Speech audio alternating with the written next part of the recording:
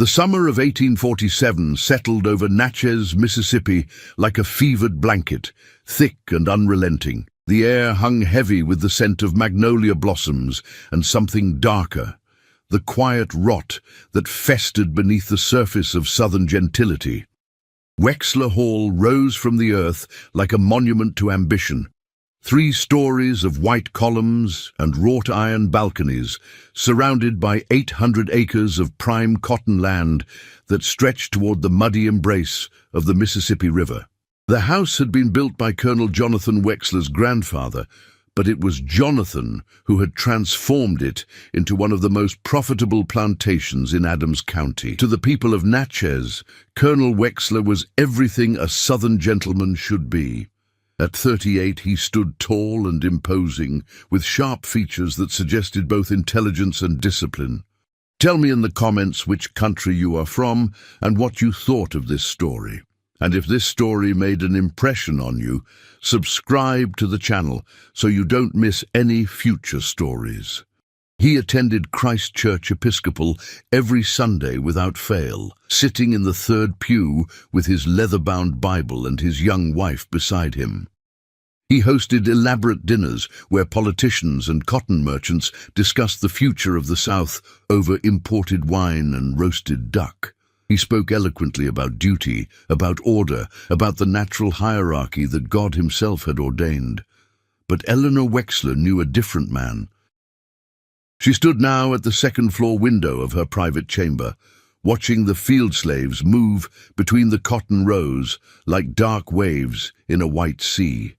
Her reflection in the glass showed a woman of 23 with auburn hair pulled back in an elaborate style that had taken her lady's maid an hour to arrange. Her dress was the latest fashion from New Orleans, pale blue silk with lace trim imported from France. She wore a cameo at her throat that had belonged to Jonathan's mother. She looked like the perfect plantation mistress. Inside, she was drowning. The door opened without a knock. It never did anymore. Jonathan entered with the measured stride of a man who owned not just the house, but everything in it. "You weren't at breakfast," he said. His voice was calm, controlled. That was somehow worse than if he'd been angry. "I wasn't hungry. That's becoming a habit." He moved to stand behind her, studying their reflection in the window. To anyone looking in from outside, they would have appeared the image of marital harmony. "Mrs. Whitmore commented on your weight loss at last week's reception. She suggested you might be with child." Eleanor's hands tightened on the windowsill. "I'm not." "No, you're not." Something shifted in his tone, a subtle edge that made her spine stiffen. 3 years of marriage, Eleanor. 3 years and my bed remains unproductive." She said nothing.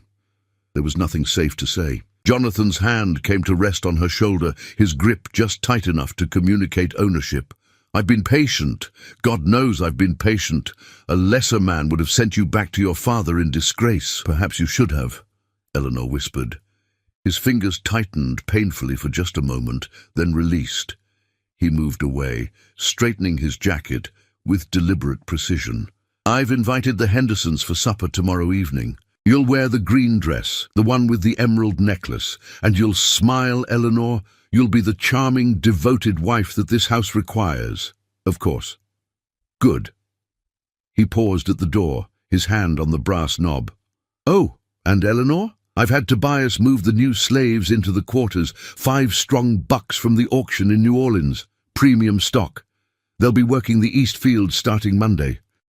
His eyes met hers in the mirror's reflection, and something cold moved behind them. "I thought you should know." After he left, Eleanor remained at the window until her legs ached. Down below she could see the slave quarters, a row of rough cabins at the edge of the property where 237 human beings lived and died at her husband's whim. Smoke rose from cooking fires. Children who would never learn to read played in the dirt.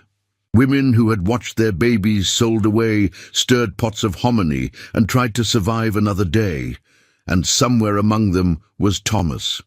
Her chest tightened at the thought of his name. Thomas, who had been her father's groom back in Vicksburg. Thomas, whose smile had made her 15-year-old heart race.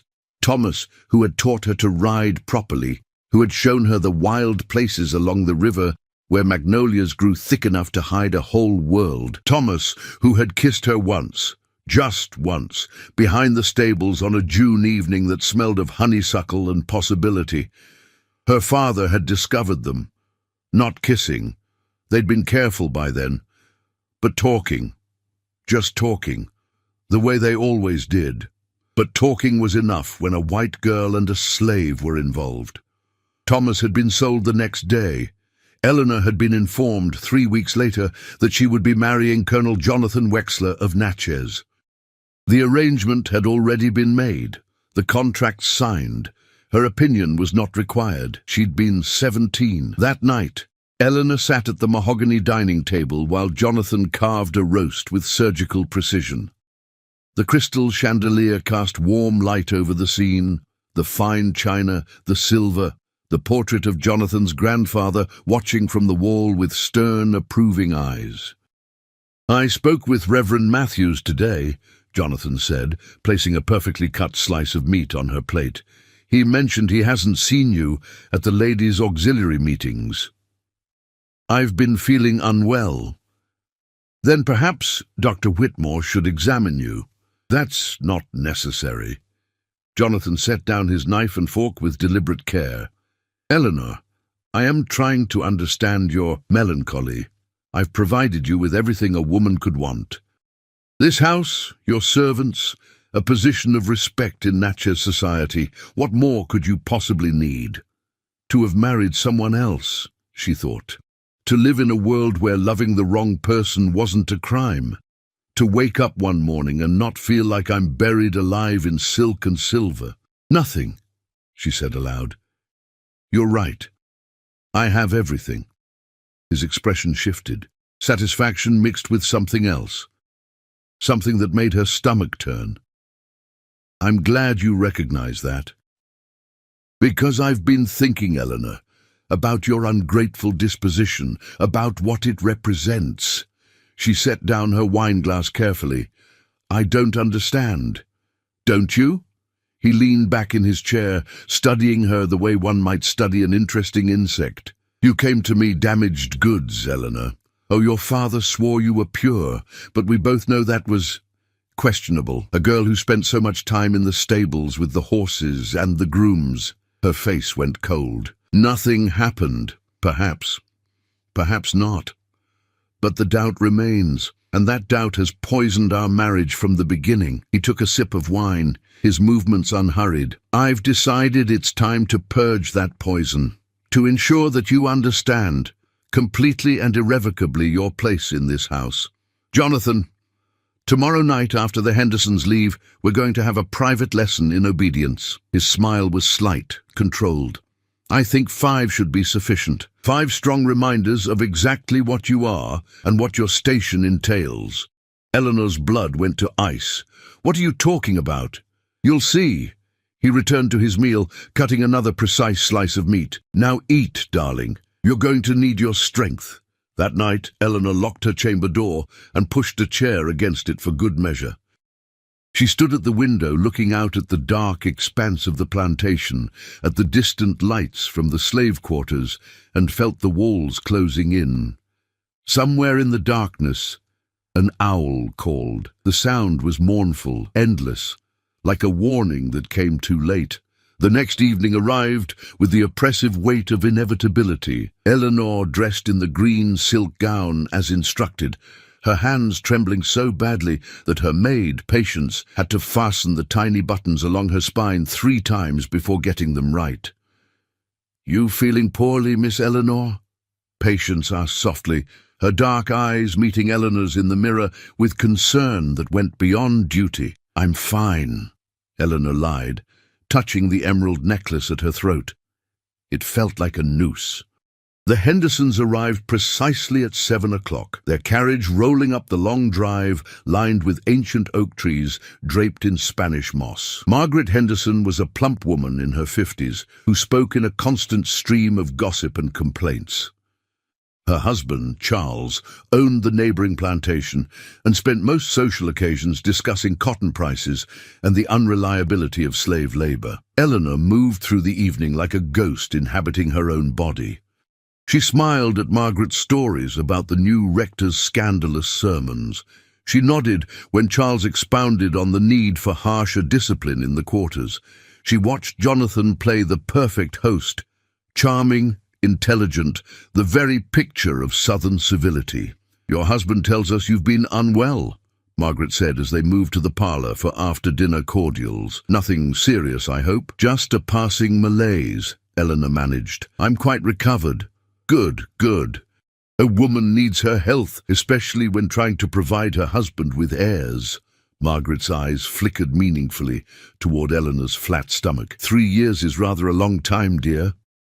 Jonathan's hand came to rest on Eleanor's shoulder, his fingers pressing just slightly too hard. "These things happen in God's time, Margaret.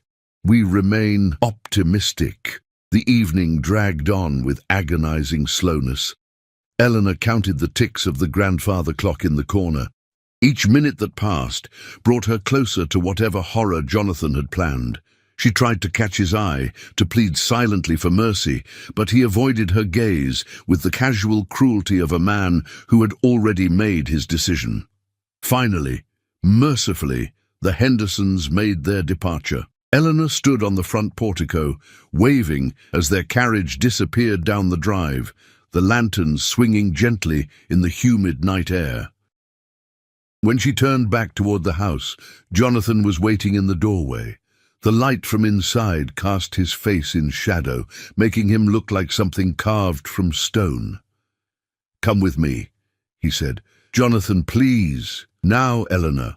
He led her through the house, past the parlour where servants were already clearing crystal and china, past the library with its walls of leather-bound books, to a part of Wexler Hall she rarely visited, the East Wing, where Jonathan kept his study and his private affairs.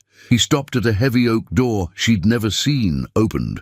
From his vest pocket he produced a brass key. "What is this?" Eleanor whispered. "Insurance," Jonathan replied, unlocking the door. "Against your continued defiance." The room beyond was windowless, lit by several oil lamps that cast dancing shadows on bare walls. The floor was covered with old canvas cloths, the kind used during house painting. In the center of the room stood a narrow bed, nothing like the elegant four-poster in her chamber. This was crude, functional, waiting. Eleanor's stomach turned to ice. "No, Jonathan, no. You brought this on yourself." His voice remained calm, almost professorial. "If you had been the wife I required, dutiful, obedient, grateful, none of this would be necessary. But you insist on clinging to your pride, to your pathetic dreams of something else, something inappropriate." "I don't know what you mean." "Thomas." The name landed between them like a stone dropped in still water. "Your father's groom. Did you think I didn't know, that I hadn't made inquiries before our marriage?" Jonathan's smile was thin, cruel. "I know everything, Eleanor. I know about your little rides into the woods, your secret meetings, your affection for something beneath you." Tears burned her eyes. "Nothing happened. I swear to you, it doesn't matter what happened. It matters what you wanted to happen, what you still want." He moved closer, backing her against the wall. "You look at them, Eleanor. I've seen you. Standing at your window, watching the fields, searching for something that could never be yours. It's disgusting. It's unnatural. And tonight, we're going to cure you of it. Please." Jonathan opened the door wider and called into the hallway. "Bring them!" Footsteps echoed on the wooden floors. Heavy, multiple sets of feet. Eleanor's heart hammered against her ribs as 5 men appeared in the doorway. The new slaves from New Orleans. They were young, strong, exactly as Jonathan had described, and their faces showed pure terror. Behind them stood Silas, Jonathan's overseer, a barrel-chested man with a scarred face and dead eyes who carried a coiled whip at his belt. "Gentlemen," Jonathan said, his tone conversational, "allow me to introduce my wife, Eleanor. Tonight, you're going to help me teach her an important lesson about her proper place in this household." One of the slaves, a man with tribal scars on his cheeks, shook his head violently. "Master, please, we don't want—" "What you want is irrelevant." Jonathan's voice remained pleasant. "Silas, explain their options." The overseer's smile showed missing teeth. "You do what the master says, or you hang. Simple as that. Already got the ropes prepared, just in case any of you boys feel noble." Eleanor looked at the 5 men and saw her own horror reflected back. They weren't there by choice. They were victims too, forced to become instruments of her husband's cruelty or die. "This is madness," Eleanor breathed. "Jonathan, this is justice." He grabbed her arm, his grip bruising. "You wanted to know what it's like to cross the line you've been flirting with, to truly debase yourself? Tonight, you'll learn. And tomorrow, when you wake up and remember every moment of your degradation, you'll finally understand what you are, what you've always been, mine, my property, to do with as I please." "I'll scream," Eleanor said. "I'll wake the whole house." "The house is empty." "I sent the household staff to the quarters for a prayer meeting. The only people here are us, these 5 unfortunates, and Silas." Jonathan's smile widened. "Scream all you want, darling. No one's coming to save you." He shoved her toward the bed. Eleanor stumbled, caught herself on the rough wooden frame. Behind her, the 5 slaves remained frozen in the doorway, their faces masks of anguish and despair. "Well," Jonathan said. "We're waiting." The man with the tribal scars took one step forward, then stopped. "Please, master, don't make us—" "Silas, prepare the ropes." "No!" The word tore from Eleanor's throat. She turned to face the 5 men, seeing the tears on their faces, the shame that came from being forced to choose between survival and humanity. "No, this is my husband's sin, not yours." "Don't," but Jonathan was already moving. He grabbed the first slave, pushed him toward the bed. The man's hands were shaking so badly he could barely move. What happened next would stain Wexler Hall forever. Eleanor tried to fight. She clawed at Jonathan's face, leaving red scratches across his cheek. She kicked and screamed and begged.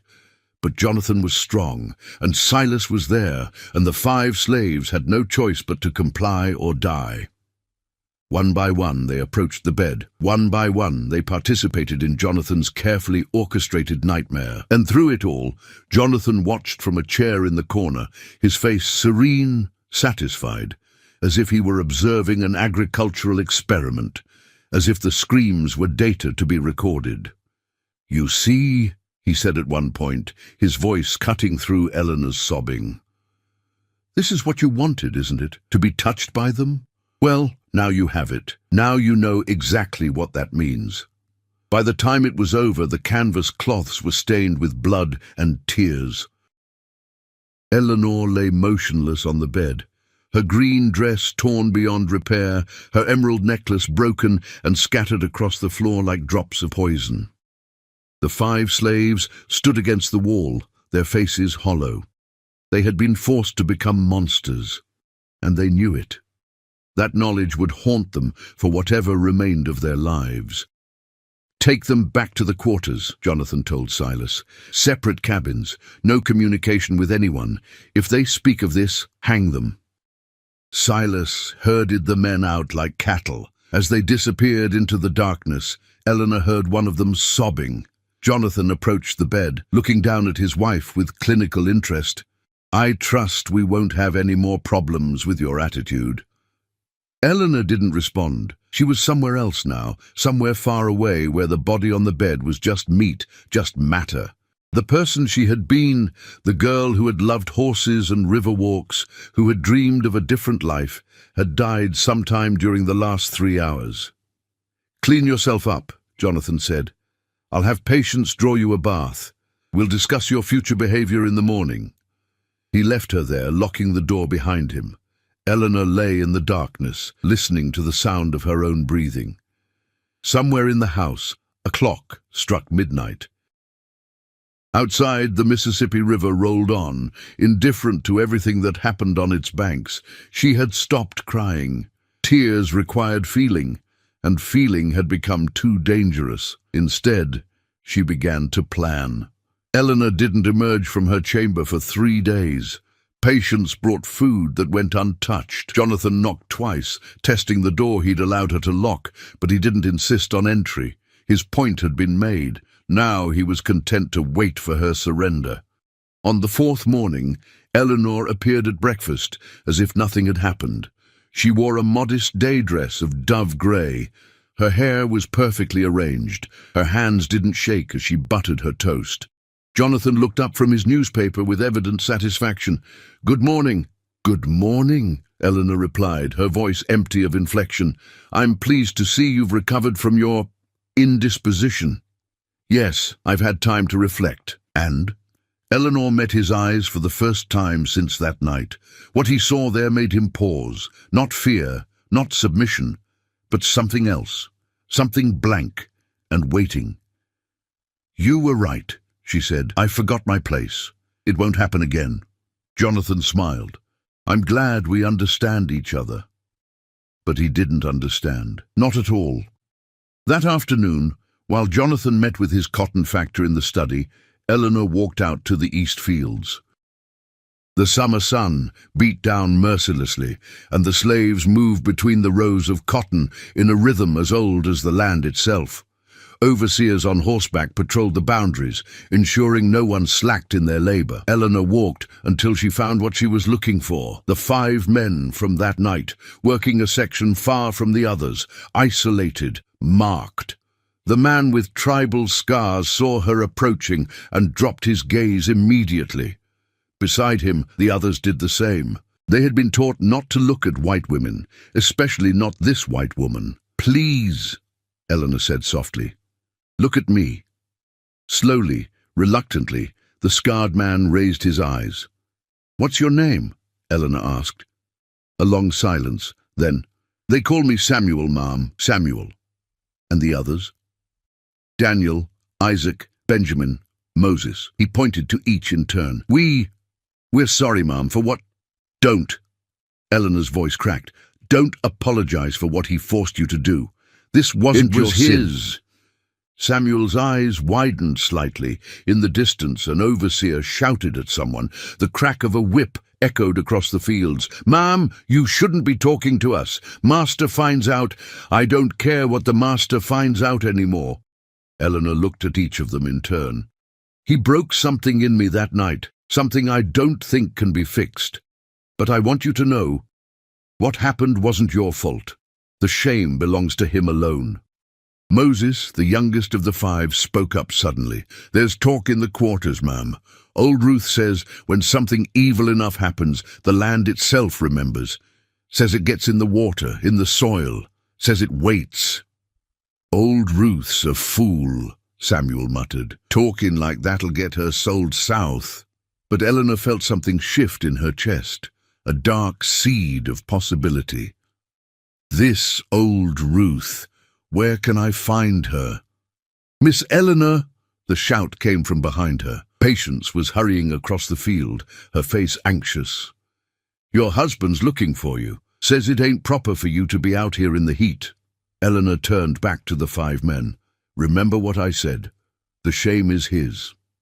That evening, after Jonathan had retired to his study with a glass of brandy, Eleanor slipped out of the house. The slave quarters were a different world after dark, cooking fires flickering, voices singing low spirituals, children being settled for sleep. Eleanor had never been there at night. Plantation mistresses didn't visit the quarters without their husbands. She found old Ruth in the last cabin, sitting by a small fire, sorting herbs into bundles. The woman looked ancient, her face lined with more years than Eleanor could count, her eyes filmed with cataracts. But when those eyes turned toward Eleanor, they seemed to see everything. "Knew you'd come," Ruth said. "Saw it in the smoke 3 nights ago. Saw what he done too. Evil that big leaves marks you can read, if you know how." Eleanor knelt beside the fire, not caring that her dress touched the dirt floor. "They say you know things, old things." "I know some," Ruth's gnarled hands continued working, tying off bundles with strips of vine. My grandmother was Igbo, came over in chains but brought her knowledge with her. The masters can chain your body, but they can't chain what you carry in your soul. I want him to suffer, Eleanor whispered. For what he did to me, to those men. I want him to suffer the way we've suffered. Ruth was quiet for a long time. The fire popped and hissed. From outside came the sound of night insects, the distant call of an owl. Vengeance is dangerous work, Ruth finally said. It don't distinguish between the righteous and the wicked. You start that kind of working, it spreads like rot, takes everything. I don't care. You say that now, but curses are hungry things, child. They eat and eat until nothing's left. Eleanor looked into the old woman's filmed eyes. Good, let it eat everything. Let it turn this place into dust and ashes. At least then something will have paid for what happened in that room. Ruth studied her for a long moment. Then slowly she nodded. Your heart's already dead, ain't it? He killed it sure as if he'd used a knife. Yes, then I'll tell you what needs doing. Ruth leaned closer, her voice dropping to barely a whisper. But first you need to understand what was done in that room, the violence, the shame, the forced violation. That kind of evil leaves a stain on the walls, on the floor, on the souls of everyone who was there. That stain is power, child, dark power, and it can be directed. Tell me. Ruth began to speak, her words mixing English with something older, something that came from across the ocean and from deep in the earth. She told Eleanor about blood and soil, about how violation created doorways for things that waited in the dark. She told her about mirrors and salt, about the phases of the moon and the way water carried memory. You'll need something from each of them, Ruth said. The 5 men, a drop of blood freely given, and you'll need your own blood too, mixed with soil from that room. At midnight, 3 nights from now, when the moon is dark. And then you speak the words I'm going to teach you. You speak them in that room, over that bed, and you open the door. You let in what's been waiting. You give it permission to collect what's owed. Will it kill him? Ruth's smile was terrible. Death would be mercy. No, child, this working will bind him to this place forever, him and all who come after. The land will reject the crops. The water will turn foul. Sickness will spread. And your husband, he'll live through all of it. Unable to leave, unable to die, watching everything he built turn to rot around him. Eleanor felt something like triumph bloom in her dead heart. Teach me. For the next hour, Ruth spoke in low tones, teaching Eleanor words in a language she didn't know, showing her how to mix the components, explaining the timing and the ritual. When it was done, Eleanor stood to leave. One more thing, Ruth said. This working needs an anchor, something to keep it tied to this world. You'll need to leave something of yourself here, permanently. Eleanor understood what she meant. So be it. Over the next 3 days, Eleanor moved through Wexler Hall like a ghost. She smiled at Jonathan's observations about her improved disposition.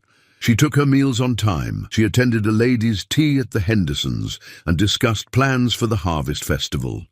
And in the spaces between, she collected what she needed. The 5 men gave their blood willingly, pricked fingers squeezed over a small vial Eleanor had hidden in her sleeve. Each of them looked at her with a mixture of confusion and recognition. They understood, on some level, that something had changed in her.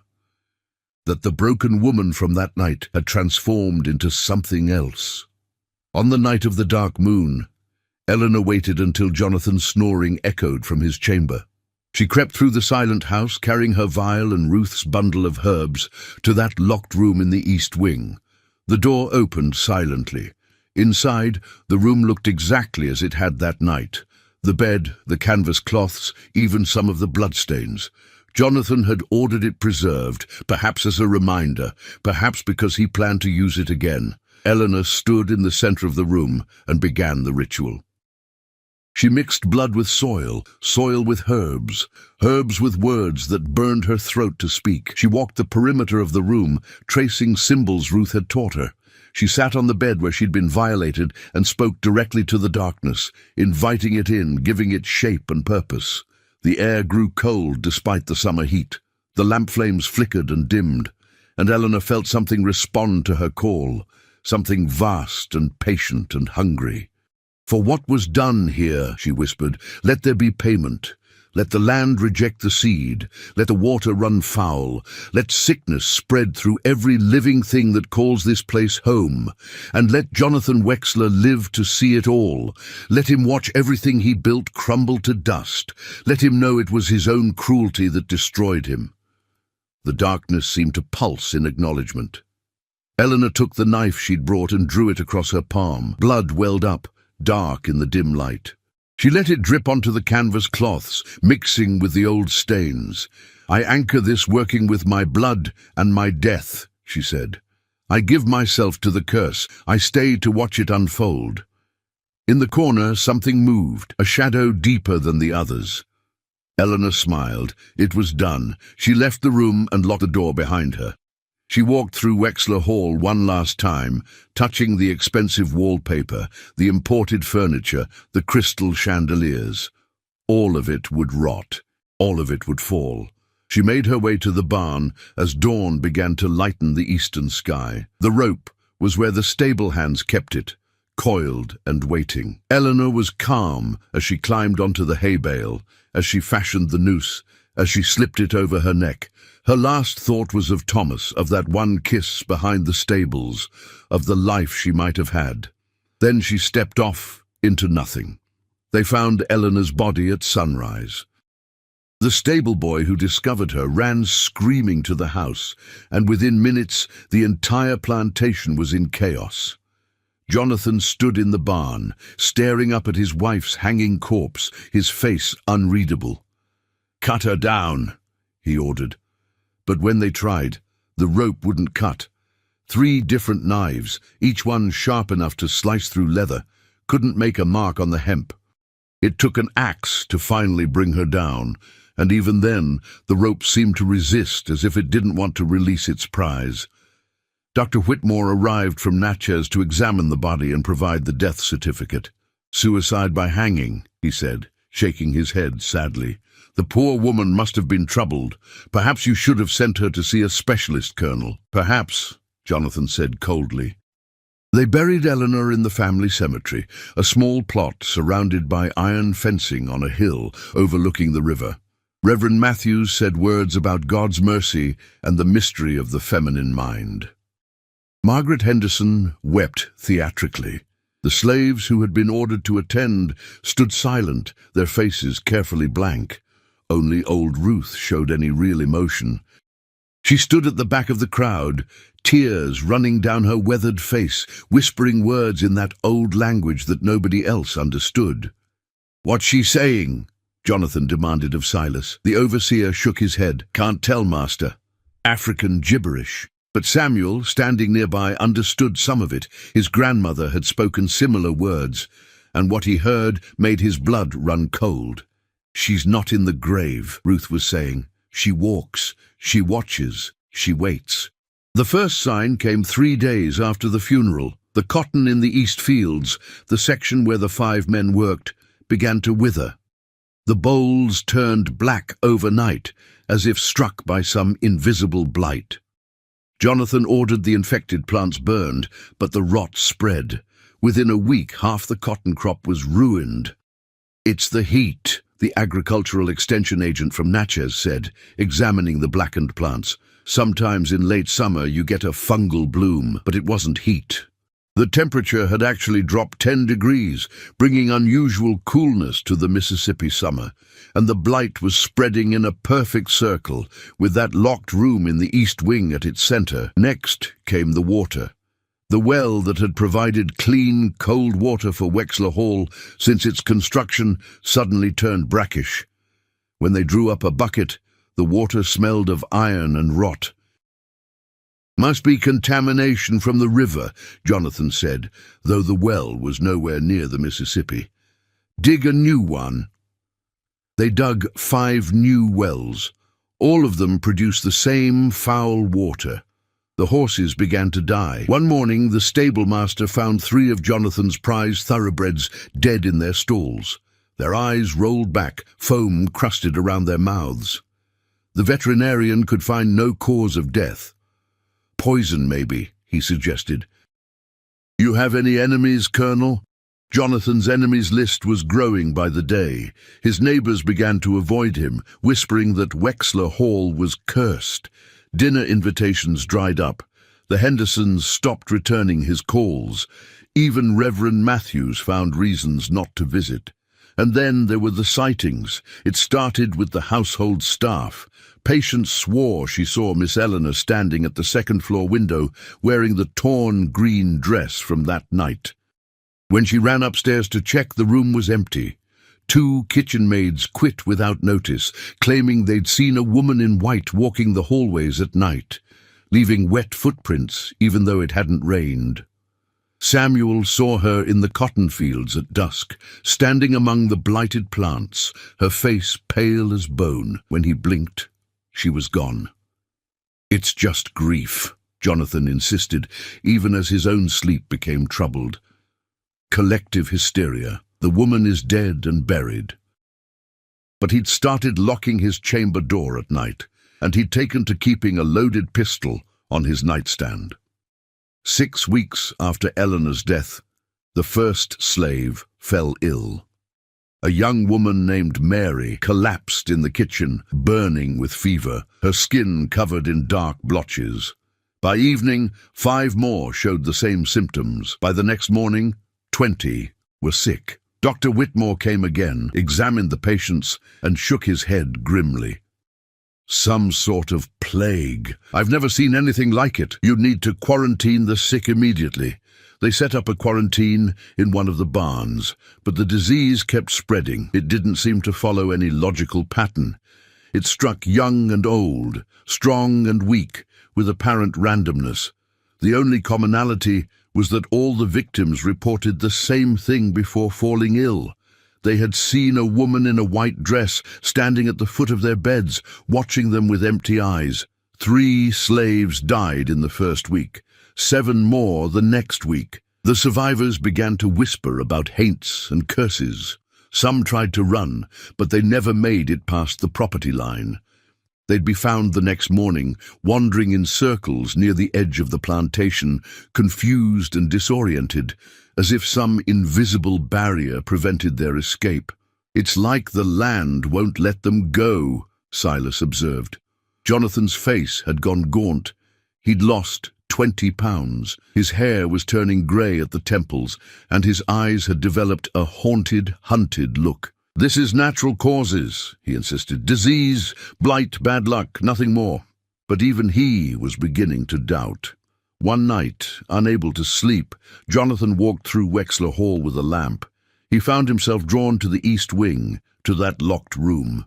He stood outside the door, his hand on the knob, listening. From inside came a sound, soft, rhythmic, like someone breathing. Jonathan fumbled with the key, threw open the door. The room was empty. The bed stood in the center, the canvas cloth still stained, but the air was freezing cold, and in the lamplight Jonathan could see his breath misting, and there, on the wall above the bed, written in what looked like water, or blood, was a single word. Remember. Jonathan staggered backward, dropping the lamp. It shattered, plunging the hallway into darkness, and in that darkness he heard it clearly, Eleanor's voice whispering close to his ear. He made me watch. Jonathan ran. He ran through the dark house, crashing into furniture, knocking over vases. He ran to his chamber and locked the door, pushing his dresser against it for good measure. He sat on his bed, clutching his pistol, and waited for dawn. When morning came, Silas found him there, wild-eyed and trembling. "We need to leave," Jonathan said. "Sell the plantation, leave Mississippi, start over somewhere else." "Master, you can't sell, not in this market, not with the blight. Place is worthless now." "Then abandon it, burn it, I don't care, we're leaving." But Jonathan Wexler would never leave Wexler Hall. When he tried to ride to Natchez that afternoon, his horse threw him a mile from the house. When he tried to take the carriage, the wheels broke on a perfectly smooth road. When he tried simply to walk, he made it as far as the front gate before a sudden, overwhelming vertigo sent him to his knees.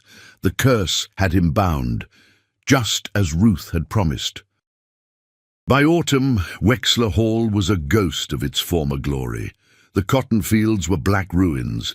The gardens had withered to thorns. The house itself seemed to be decaying from the inside out, wallpaper peeling, wood rotting, a smell of mildew and death pervading every room. Most of the slaves had either died or been sold off in a desperate attempt to raise cash. Only a dozen remained, too sick or too cursed to be marketable. They wandered the grounds like ghosts themselves, waiting for death. And Eleanor walked among them. Everyone saw her now. She appeared in mirrors, in windows, in the still surface of the poisoned well, always wearing that torn green dress, always with those empty, accusing eyes. Jonathan took to drinking, brandy at breakfast, whiskey at lunch, whatever he could find by evening. It didn't help. Eleanor appeared to him most of all. She stood at the foot of his bed. She sat in the chair where he'd watched that night. She whispered things in the darkness, reminders of every cruelty he'd inflicted, every life he'd broken. "He made me watch," she said, over and over. Now he watches too. On Christmas Eve, 1847, Jonathan Wexler finally broke. He staggered to the barn, found the rope they'd used to hang Eleanor, and tried to use it himself, but the rope wouldn't tighten. No matter how he tied it, no matter how he arranged the noose, it wouldn't close around his throat. He couldn't even grant himself the mercy of death. He fell to his knees in the barn, surrounded by the corpses of his dead horses, and screamed until his voice gave out. And somewhere in the darkness, Eleanor smiled.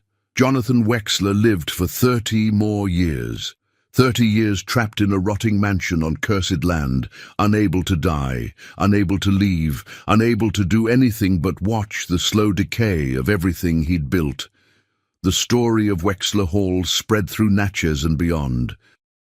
It became a legend, a cautionary tale whispered in parlors and slave quarters. Some said the plantation was haunted by the ghost of a wronged woman. Others claimed it was cursed by African magic. A few brave souls suggested the truth, that Jonathan Wexler had committed an atrocity so profound that the land itself had rejected him. But legends, like curses, don't die easily. They wait, they grow, and they claim new victims. In 1877, Jonathan Wexler finally died in his sleep, alone in his chamber, surrounded by 50 years of accumulated filth. He was 78 years old and weighed less than 90 pounds. His hair had gone completely white. His skin had the texture of old parchment, and his eyes, even in death, held a look of absolute terror. They buried him next to Eleanor in the family cemetery. The grave diggers reported that the earth seemed reluctant to accept the body. The ground kept shifting, forcing them to dig 3 separate times before the coffin would stay put. Wexler Hall passed to Jonathan's nephew, Thomas Wexler, Jr. The family apparently had a limited imagination when it came to names. Thomas Jr. was a businessman from Atlanta who saw the plantation as a potential investment. Cotton prices were recovering after the war. With proper management and modern farming techniques, the place could be profitable again. Thomas Jr. arrived with his wife, Caroline, and their 2 children in the spring of 1878. The house was a wreck, but he'd expected that. What he hadn't expected was the profound sense of wrongness that hit him the moment he crossed the threshold. "Something's not right here," Caroline said, clutching her youngest child close. "This place feels angry." "It's just old," Thomas Jr. insisted. "Once we air it out, bring in some new furniture, it'll be fine." But it wasn't fine. The first night, Caroline woke to find a woman in a torn green dress standing at the foot of their bed. When she screamed, the figure vanished. Thomas Jr. checked every room, found nothing, and attributed it to his wife's nerves. The second night, Their daughter Emily came running to their room, crying that a sad lady was in her closet, whispering words she couldn't understand. The third night, Thomas Jr.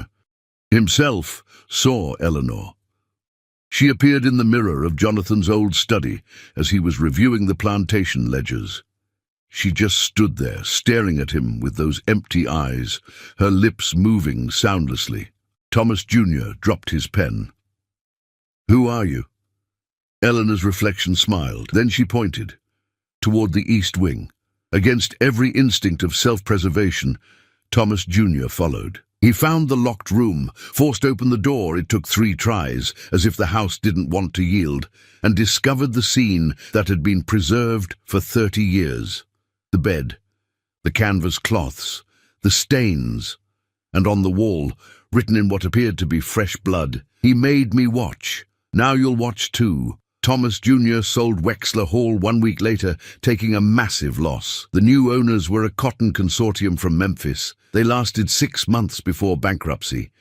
The house passed through a series of owners over the next 50 years, each one brought down by blight, disease, financial ruin, or simple terror. By 1925, Wexler Hall was abandoned. The house stood empty, windows broken, roof caving in. The cotton fields had long since returned to wilderness. The slave quarters were ruins, swallowed by kudzu and time. But the curse remained. Local teenagers told stories about the Wexler witch, the ghost of a woman in a green dress who appeared to anyone who spent the night in the ruins. Some claimed she was malevolent, driving trespassers insane. Others said she was tragic, a victim seeking justice. Both were correct. In 1947, exactly 100 years after Eleanor's death, a group of college boys from Ole Miss decided to spend Halloween night at Wexler Hall. They brought beer, cameras, and an Ouija board. They were going to prove, once and for all, that the ghost stories were nonsense. Only one of them made it out. His name was Robert Chambers, and he spent the rest of his life in the Mississippi State Hospital for the Insane. The few coherent things he said in his first weeks, they were always the same. She showed me what he did, she made me watch, and now I can't stop watching. I see it every time I close my eyes. 5 men, 1 woman, and a monster who thought he was human. I see it all over and over, and I can't make it stop. The other 4 boys were found dead in the East Wing. The official report listed carbon monoxide poisoning, though there was no source for carbon monoxide in the abandoned building. What the report didn't mention were the expressions on their faces, pure, unmitigated horror, or the fact that all 4 had clawed their own eyes out before dying. After that, the county erected a fence around Wexler Hall and posted warning signs. The property was declared structurally unsound and off-limits, but fences and signs couldn't stop the truly determined or the truly foolish. Over the decades, more people ventured into the ruins. Some were ghost hunters with equipment and theories. Others were homeless, seeking shelter. A few were historians, trying to document the plantation's architecture before it collapsed completely. None of them left unchanged. A paranormal investigator named Dr. Sarah Chen spent 3 nights in Wexler Hall in 1983, documenting electromagnetic anomalies and temperature fluctuations. Her recordings captured something that made national news, a woman's voice, clear as crystal, repeating the same phrase over and over. "He made me watch. Now you watch. Now everyone watches." Dr. Chen's final report, filed with the American Society for Psychical Research, concluded, "Whatever entity resides at Wexler Hall is not simply a residual haunting. It is an active, intentional presence with a specific purpose, to bear witness to historical atrocity and to ensure that witness is passed on. The curse is not merely supernatural, it is a form of generational testimony, forcing each new observer to carry the weight of what happened in 1847. She never returned to the site. When asked why, she would only say, "Because Eleanor showed me everything. And once you've seen what I've seen, you understand that some places aren't haunted by ghosts. They're haunted by truth. By the 1990s, Wexler Hall had become a legend in academic circles. Historians debated its significance. Folklorists studied the evolution of its ghost stories. Theologians discussed it as an example of how evil actions can contaminate physical spaces. But the locals in Natchez knew better than to debate. They simply avoided the place. Parents warned children to stay away. Real estate agents refused to show properties within a mile of the old plantation. And on certain nights, when the wind came up from the Mississippi, people swore they could hear it. A woman's voice carried on the air, endlessly repeating her testimony. In 2003, a documentary filmmaker named Marcus Webb received permission from the county to spend a week at Wexler Hall, filming for a series on haunted plantations. He brought a full crew: cameramen, sound technicians, a historian specializing in antebellum slavery. They set up base camp in what had once been the main parlor. For the first 2 days, nothing unusual happened. They documented the decay, interviewed locals, and explored the grounds. On the third night, Marcus decided to open the locked room in the east wing. The door had been welded shut by the county in 1952, but Marcus had obtained special permission to breach it for historical documentation. It took 3 hours with a plasma cutter to get through. When they finally pulled the door open, a wave of cold air rushed out, carrying with it the smell of old blood and something else. Something like despair made physical. The room beyond looked exactly as it had in 1847. The bed impossibly preserved, the canvas cloth still stained, and on every surface, the walls, the ceiling, even the floor, words written in what appeared to be fresh blood. "He made me watch, he made me watch, he made me watch," repeated thousands of times, millions of times. An endless testimony of violation. Marcus's cameraman, a seasoned professional who'd filmed war zones and disaster sites, dropped his camera and fled. The sound technician fell to his knees, vomiting. The historian stood frozen, tears streaming down her face. And Marcus kept filming. He filmed the room. He filmed the words. He filmed his crew's breakdown. And then, as the sun set and darkness filled the ruins, he filmed Eleanor. She appeared slowly, like an image developing in a photograph. First just a suggestion, then a shape, then a fully formed woman in a torn green dress. She stood by the bed, her face pale and terrible, her eyes holding depths of suffering that no living person should have to witness. She looked directly into the camera, and she spoke. "Jonathan Wexler made me watch as he destroyed my humanity. He made 5 innocent men participate in my degradation. He believed he could humiliate me into submission, could break my spirit through violation. He was wrong. I died, but I didn't break. And now everyone watches. Everyone bears witness. This is my testimony, and it will never end." The camera's battery died, all of them simultaneously, despite being fully charged. When they finally made it back to civilization, Marcus discovered that only 5 minutes of footage had survived. 5 minutes showing an empty room, a decrepit bed, and a sound like breathing that shouldn't have been there. The documentary was never completed.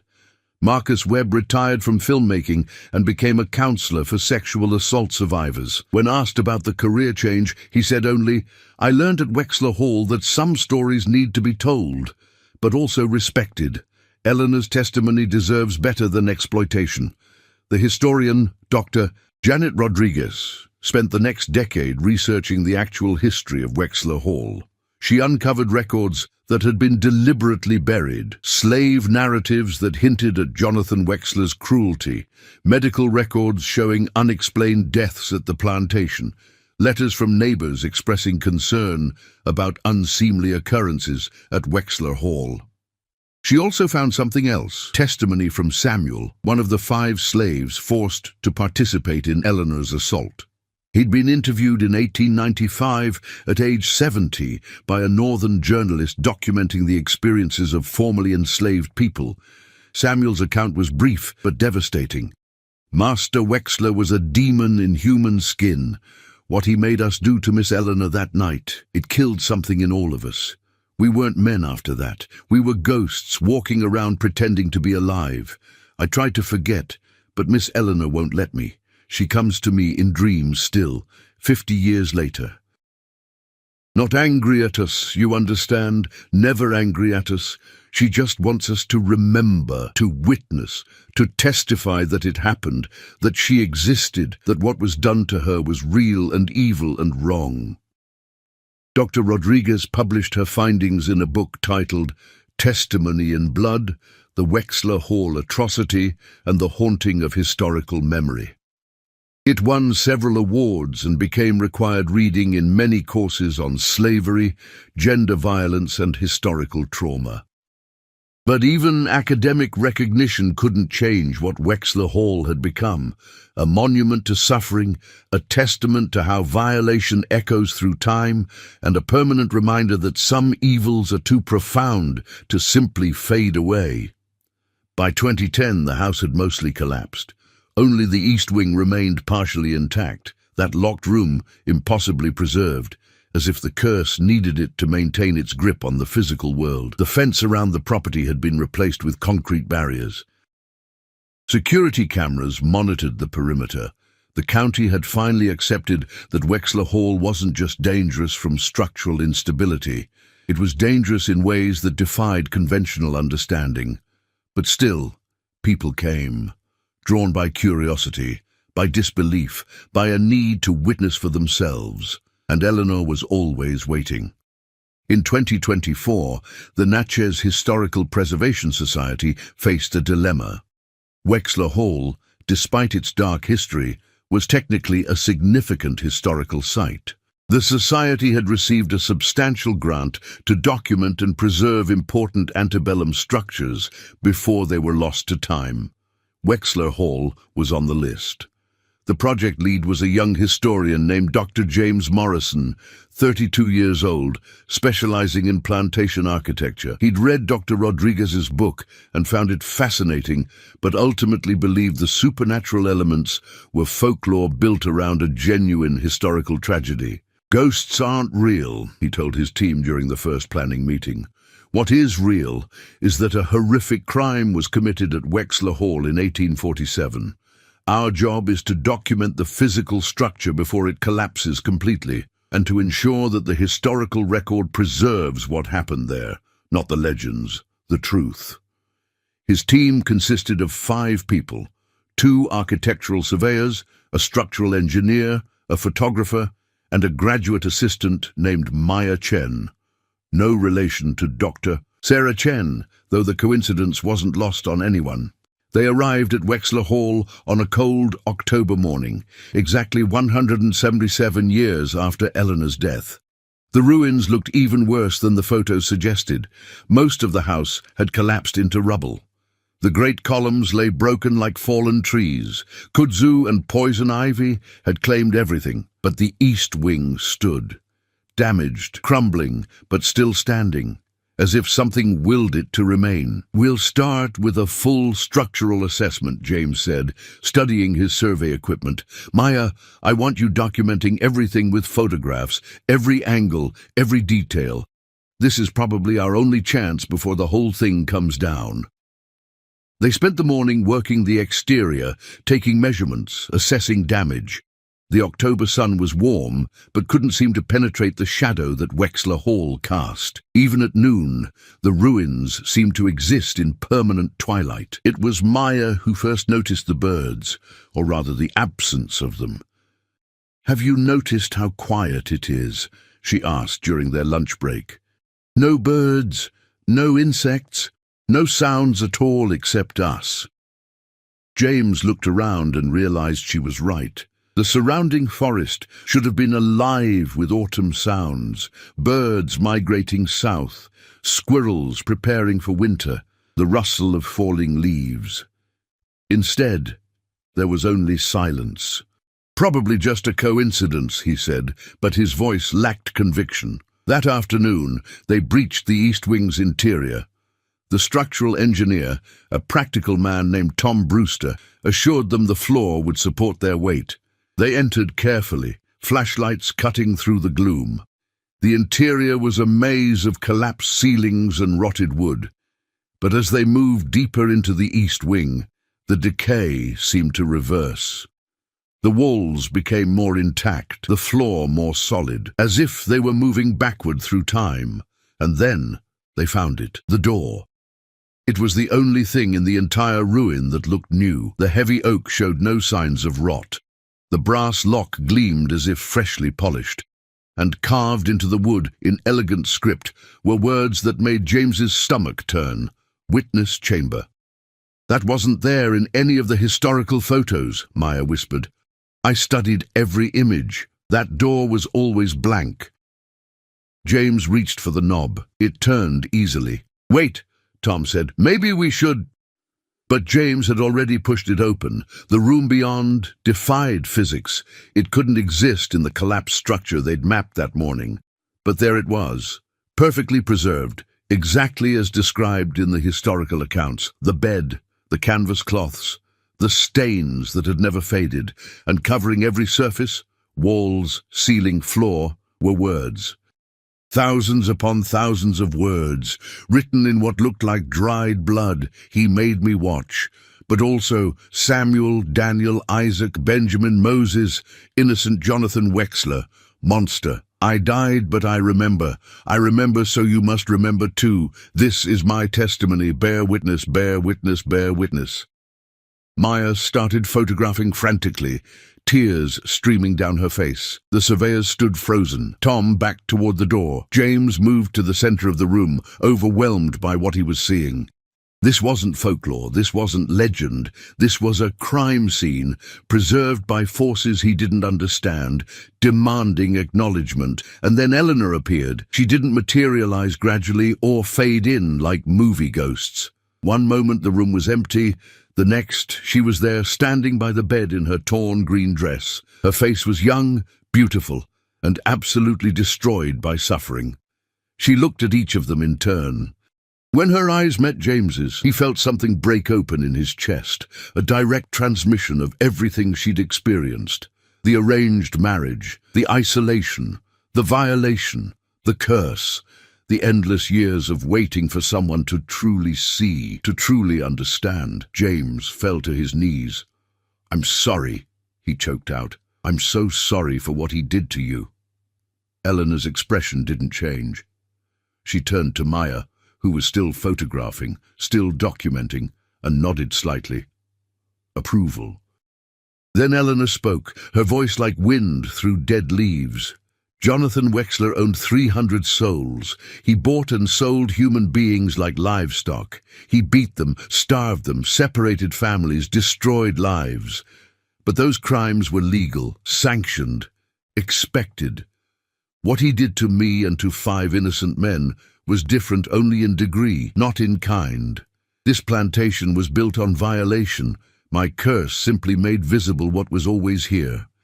"What do you want?" Maya asked, her voice steady despite her tears. "How do we end this?" Eleanor's smile was terrible and sad. "You can't end it. Truth doesn't end. It waits. It accumulates. It demands acknowledgement. But you can bear witness. You can tell what happened here, not the ghost story, the real story. The one about how power corrupts, how violation echoes through generations, how evil done in darkness will always find light." "We will," James promised. "I swear to you we'll tell it right." Eleanor looked at him for a long moment. Then she nodded once and began to fade. But before she disappeared completely, she spoke one final time. "The land remembers. The soil holds the blood of countless victims. Wexler Hall is just one place where the horror became visible. There are thousands more, tens of thousands. They're waiting too, for witness, for testimony, for truth." She vanished. The room remained, but something had shifted.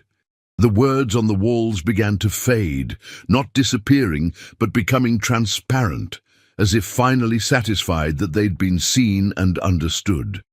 James and his team, evacuated the building. Outside, in the late afternoon sun, they discovered that Maya's camera had captured everything, every word on the walls. Eleanor's appearance, the entire encounter, documented in high-resolution digital images. That evening, sitting in their hotel in Natchez, they discussed what to do. "We could say the room was empty," Tom suggested. "Show the photos of the writing, but leave out the other part. People would believe that. They'd accept a historically preserved crime scene." "No," Maya said firmly. "Eleanor asked us to bear witness, to tell the truth, all of it. The crime and the curse, the violation and the haunting. You can't separate them. They're the same thing." James nodded slowly. "She's right. This isn't about whether people believe in ghosts. It's about acknowledging what was done and how it reverberates. The supernatural elements aren't a distraction from the real horror. They're a manifestation of it." They spent the next 6 months preparing their report. It was unlike any historical documentation that had ever been submitted to the Natchez Historical Preservation Society. It included architectural surveys and structural assessments, yes. But it also included Maya's photographs, detailed testimonies from all 5 team members, and a comprehensive historical analysis of the 1847 atrocity and its aftermath. The report didn't avoid the ghost. It centered her. Eleanor Wexler wasn't a footnote in the story of a haunted plantation. She was the story, a woman who had been violated, silenced, and erased, but who had found a way to ensure her testimony would never be forgotten. The report went viral when it was released. News organizations picked it up.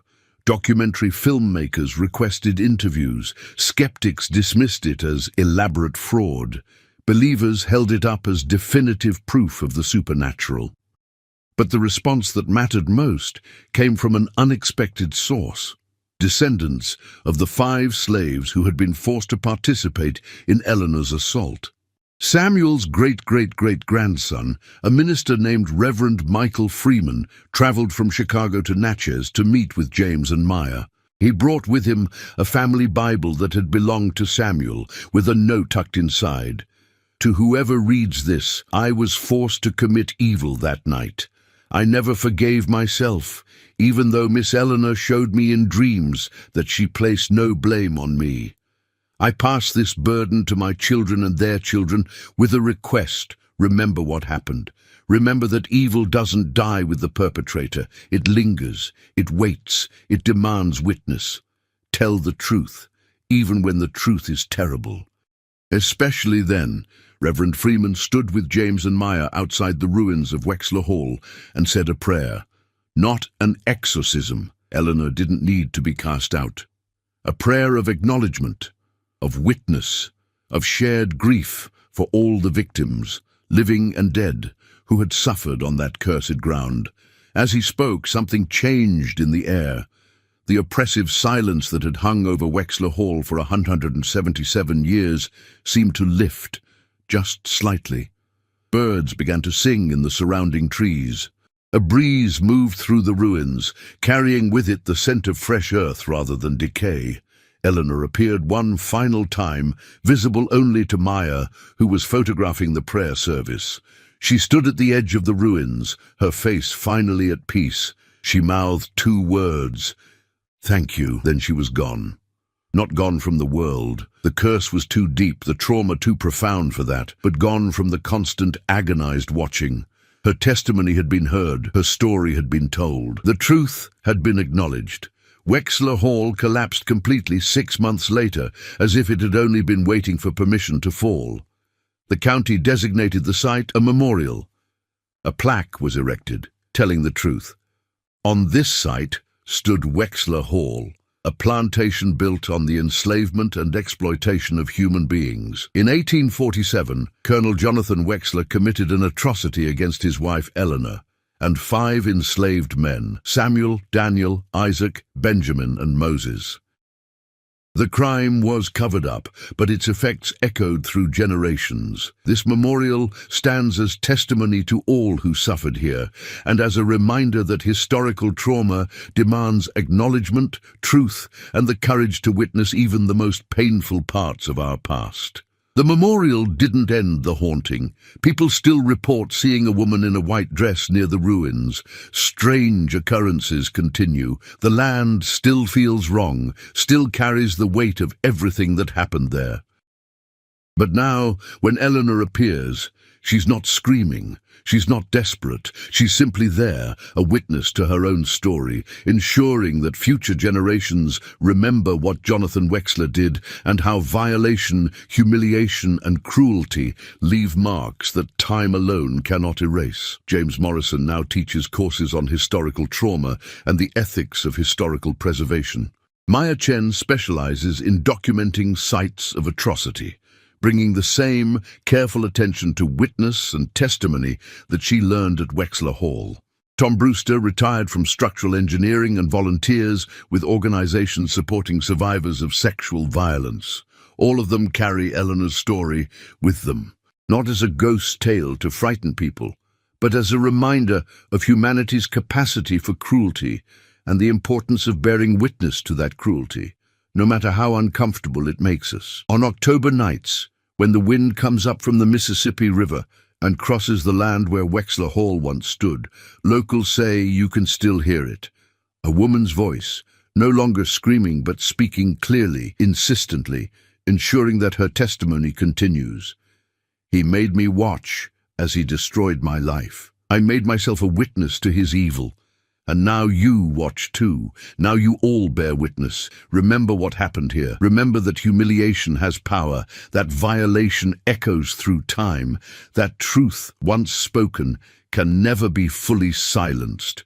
I am Eleanor Wexler. This is my testimony, and it will never end. The curse of Wexler Hall isn't the haunting. The curse is what created the need for haunting in the first place. And that curse, the curse of unchecked power, of dehumanization, of violation treated as privilege, remains with us still, waiting in the shadows of every place where cruelty was committed and forgotten. Eleanor ensures we don't forget. She can't rest, so neither can we. That's the real horror of Wexler Hall. Not that it's haunted, but that it needs to be. Some say on certain nights, if you stand at the memorial and listen carefully, you can hear more than Eleanor's voice. You can hear Samuel and Daniel and Isaac and Benjamin and Moses adding their testimony to hers.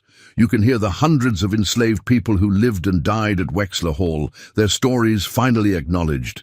And if you're very quiet, very still, you can hear the land itself speaking, telling a story that America has tried for centuries to silence, demanding that we finally truly bear witness to the foundation of blood and suffering on which so much was built. That's the legacy of Wexler Hall.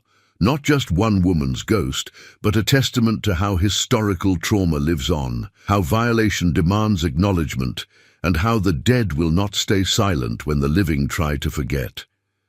Eleanor Wexler watches still. She always will, and maybe that's exactly as it should be.